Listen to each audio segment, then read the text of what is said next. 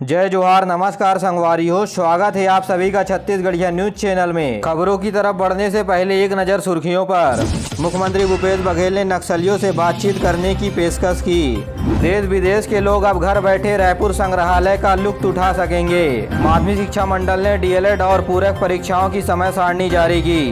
आने वाले खरीफ सीजन के लिए किसानों को मिल रहे हैं खाद और बीज। राज्य सरकार के हेलीकॉप्टर को लेकर बड़ा आंकड़ा सामने आया। आइए जानते हैं अब खबर विस्तार से। विश्व संग्रहालय दिवस के अवसर पर रायपुर में कई बड़े आयोजन किए गए। रायपुर के म्यूजियम को वर्चुअली रूप से लॉन्च किया गया है और संग्रहालय के वर्चुअली रूप से हो जाने के कारण देश विदेश से लोग घर बैठे जुड़ सकेंगे। आपको बता दें कि रायपुर संग्रहालय देश के 10 प्राचीनतम संग्रहालय में से एक है, जिसकी स्थापना 1875 में हुई थी। दरअसल कोरोना काल के दौरान संग्रहालय बहुत दिनों से बंद था, इसलिए संग्रहालय को अब लोग घर बैठे देख सके, इसलिए डिजिटली रूप से लॉन्च किया गया है। आपको बता दें कि संग्रहालय में 5वीं शताब्दी से लेकर के 17वीं शताब्दी तक के प्राचीनतम संग्रहण स्थित है। आपको बता दें कि पहले संग्रहालय में देखने के लिए लोग 100 से 150 लोग आते थे, तो वहीं संग्रहालय के डिजिटली लॉन्च होने के बाद एक दिन में 50,000 से अधिक लोग जुड़े। अगर आपको वर्चुअली रूप से संग्रहालय देखना है तो छत्तीसगढ़ के वेबसाइट में जाकर लिंक के माध्यम से देख सकते हैं। तो वहीं गूगल मैप में जाकर गुरु घासीदास संग्रहालय रायपुर सर्च करके लोकेशन में जाकर 360 डिग्री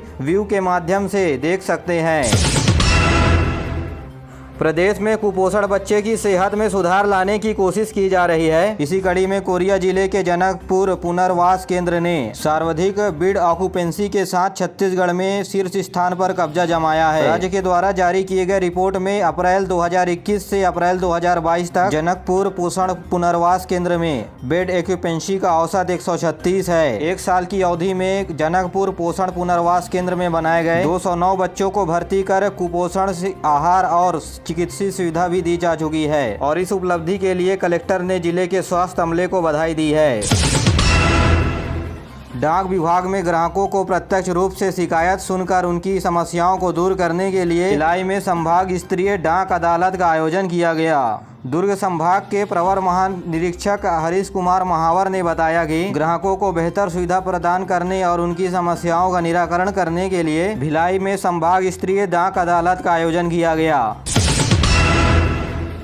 मुंगेली जिले के कलेक्टर कुमार गौरव ने अपने दल बल के साथ पथरिया विकास खंड के बैजना और मथकू गांव पहुंचे और वहां चौपाल लगाई। उन्होंने चौपाल में नागरिक केंद्रीय योजनाओं, पेयजल, बिजली, सड़क समस्याओं का जानकारी लेते हुए निराकरण करने की बात कही। कलेक्टर ने मथकू द्वीप के पुरातात्विक स्थल और अष्टभुजी गणेश की प्रतिमा का भी पुनर्लोकन किया और यहाँ पहुँचने वाले पर्यटकों को सुविधा देने के लिए कार्य योजना बनाने के निर्देश भी दिए। कलेक्टर ने कहा कि यहाँ पर्यटक की असीम क्षमता है, जिसे देखकर सुविधाओं का विकास किया जाएगा। गौरतलब है कि मथकू द्वीप शिवनाथ नदी के विभाजित होने से बना है और इसी प्रकृति की सुंदरता को देखने के लिए पर्यटक पहुंचते हैं और यहाँ 11वीं सदी की मिली प्रतिमा लोगों की आस्था का केंद्र भी है और यहाँ खुदाई के दौरान गुप्त कालीन, कलचुरी कालीन मूर्तियाँ भी मिली हैं। राज्य में प्री मानसून और बारिश की आहट के चलते लोग किसान खरीफ सीजन में फसल लगाने के लिए तैयारियां शुरू कर दी है। इसी कड़ी में राजनांदगांव के किसान बीज उठाव में लग गए हैं। यहाँ रोजाना किसान बड़ी संख्या में खाद बीज समिति केंद्र में पहुंच रहे हैं, जिसे देखते हुए समिति के द्वारा पर्याप्त रूप से भंडारण भी कर लिया गया है। खरीफ सीजन के लिए जिले के विभिन्न सोसाइटियों में 23,000 क्विंटल बीज का भंडारण किया गया है। वहीं खाद के भंडारण का लक्ष्य 65,000 मीट्रिक टन रखा गया है। केंद्रीय जिला सहकारी बैंक के मुख्य कार्यपालन अधिकारी सुनील कुमार वर्मा ने बताया कि जिले में 132 समिति के माध्यम से यूरिया, पोटास और बीज किसानों को उपलब्ध कराए जा रहे हैं और इस बार जिले में खाद की कहीं कमी नहीं है। छत्तीसगढ़ माध्यमिक शिक्षा मंडल ने diploma in elementary education DElEd की मुख्य परीक्षा की तारीख की घोषणा कर दी है। पहले और दूसरे दोनों वर्ष के परीक्षार्थियों के परीक्षा 15 जून से 30 जून के बीच ली जाएगी। परीक्षा उनके निर्धारित केंद्रों में सुबह 8 बजे से 11:30 बजे तक होगी। इस बीच 10वीं और 12वीं की पूरक परीक्षा यानी सप्लीमेंट्री परीक्षा के लिए 31 मई तक आवेदन दिए जा सकेंगे। विलम्ब शुल्क 550 रुपए के साथ 7 जून तक आवेदन भरे जा सकते हैं। है। गौरतलब है कि माध्यमिक शिक्षा मंडल ने छत्तीसगढ़ बोर्ड परीक्षा के परिणाम 14 मई को जारी किए हैं। छत्तीसगढ़ माध्यमिक शिक्षा मंडल ने 2 साल बाद ऑफलाइन मोड पर बोर्ड परीक्षाओं का आयोजन किया था। इस साल 10वीं की परीक्षा में 3,80,000 और 12वीं की परीक्षा में 2,97,000 परीक्षार्थियों ने परीक्षा दी थी। पिछले दिनों माना एयरपोर्ट पर छत्तीसगढ़ सरकार का हेलीकॉप्टर क्रैश हो गया था, जिसमें 2 पायलट की दर्दनाक मौत हो गई थी। ऐसे में छत्तीसगढ़ सरकार के सामने एक नया प्रश्न खड़ा हो गया है कि नया हेलीकॉप्टर लिया जाए या फिर किराए का हेलीकॉप्टर उपयोग में लिया जाए, क्योंकि जो हेलीकॉप्टर क्रैश हुआ उसका इंश्योरेंस लगभग 26 करोड़ रुपए का है और नए हेलीकॉप्टर की कीमत लगभग 50 करोड़ रुपए है। इसका मतलब है कि बीमा की रकम मिलने के बाद भी सरकार को नए हेलीकॉप्टर के लिए 25 करोड़ रुपए खर्च करने पड़ेंगे और दिक्कत ये है कि सरकार के पास इस वक्त मौजूदा बजट नहीं है। वहीं हेलीकॉप्टर की बात करें तो राज्य सरकार एक हेलीकॉप्टर किराए पर ले रखा है और मुख्यमंत्री के दौरे के लिए इस हेलीकॉप्टर का उपयोग हो रहा है। साथ ही राज्य सरकार के पास पुलिस विभाग के हेलीकॉप्टर का भी विकल्प है, लेकिन यह अस्थायी व्यवस्था है। ऐसे में देखना ये होगा कि राज्य सरकार अतिरिक्त हेलीकॉप्टर के लिए क्या व्यवस्था करती है। आपको बता दें कि छत्तीसगढ़ सरकार हवा में उड़ने के लिए 26 महीनों के कार्यकाल में 50 करोड़ 46,49,406 रुपए खर्च किए हैं। इनमें से 33 करोड़ 87,74,745 रुपए किराए के विमान हेलीकॉप्टर पर खर्च हुआ है।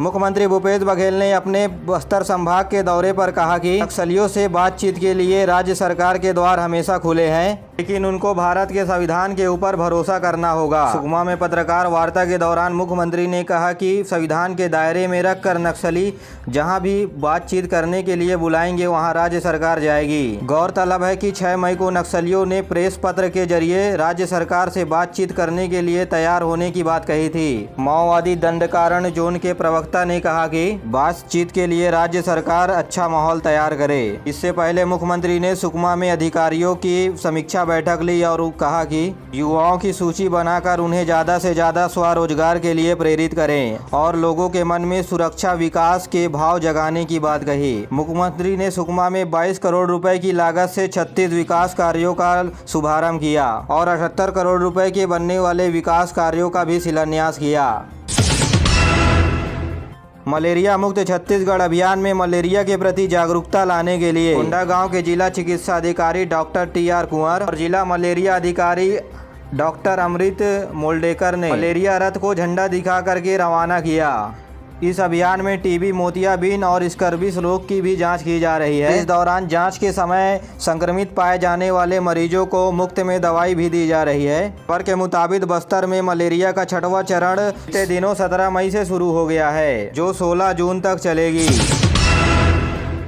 हसदेव अरण्य क्षेत्र को प्राइवेट कंपनी के लिए कोयला खनन हेतु आवंटित किए जाने पर छत्तीसगढ़ किसान यूनियन ने नाराजगी जताई है। इस संबंध में किसान यूनियन के धमतरी इकाई के सदस्यों ने धमतरी में कलेक्टर PS एल्मा से मिलकर ज्ञापन सौंपा। इस ज्ञापन में किसान यूनियन ने हसदेव अरण्य क्षेत्र को छत्तीसगढ़ की धरोहर बताते हुए इसे बचाने की बात कही है। वहीं किसान यूनियन के प्रमुख धनंजय ने बताया कि हसदेव अरण्य क्षेत्र 70,000 स्क्वायर किलोमीटर पर फैला हुआ है और जहां 10,000 से अधिक आदिवासी निवास करते हैं। साथ ही इस वन क्षेत्र में अलग अलग प्रकार के पशु पक्षी भी हैं। उन्होंने कहा कि कोयला खनन के लिए जंगल को देने पर छत्तीसगढ़ की संस्कृति, आदिवासी के दिनचर्या, पशु पक्षियों को खतरा हो सकता है। संगवारी हो, आज के लिए बस इतना ही। वीडियो पसंद आए तो वीडियो को लाइक करें, चैनल को सब्सक्राइब करें और अपने दोस्तों के साथ जरूर शेयर करिए।